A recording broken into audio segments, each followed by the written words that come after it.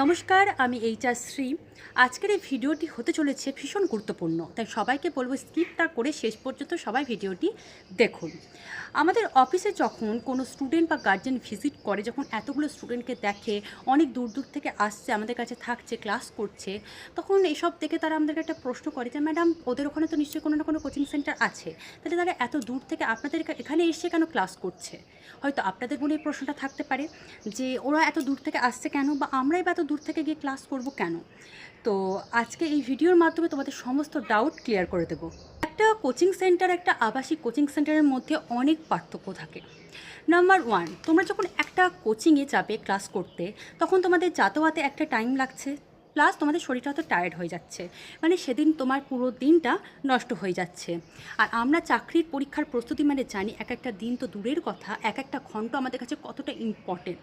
তো তুমি যখন আবাসিক সেন্টারে থেকে পড়াশুনো করবে, তখন সেই এক একটা দিন তুমি আরও এক একটা পা সামনের দিকে এগিয়ে যাবে।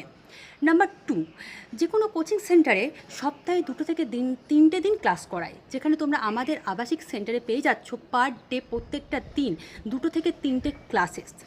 নাম্বার থ্রি, আমাদের এখানে তোমরা পেয়ে যাচ্ছ 24 আওয়ার্স 24 ঘন্টা টিচারের গাইডেন্স।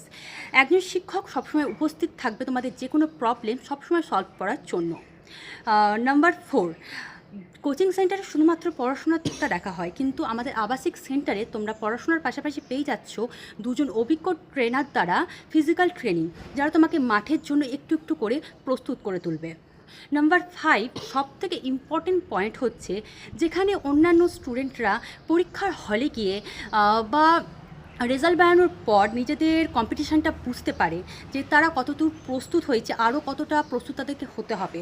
সেখানে তোমরা যখন 10টা ছেলে মেয়ের মধ্যে থাকবে আমাদের আবাসিক সেন্টারে, তখন তোমরা অনেক আগে সেই কম্পিটিশানটা বুঝে যাবে যে তোমাদের কম্পিটিশানটা কাদের সাথে, বা তোমাদের কম্পিটিটার কারা, তোমাদেরকে আরও কতটা নিজেদেরকে প্রিপেয়ার করে তুলতে হবে, যেটা একমাত্র একটা আবাসিক সেন্টার থেকেই বোঝাটা সম্ভব। সবশেষে তোমাদেরকে এটাই বলবো, আবাসিক সেন্টারটা কোনো ছেলে খেলার জায়গা না। যেসব ছেলেমেয়ের জীবনের লক্ষ্য একটাই, একটা সঠিক সরকারি চাকরি পাওয়া, নিজের পায়ের তলে মাটিটা শক্ত করা, একমাত্র তারাই আমাদের কাছে আসে, থাকে, আর নিজেদের উদ্দেশ্য সফলও হয়।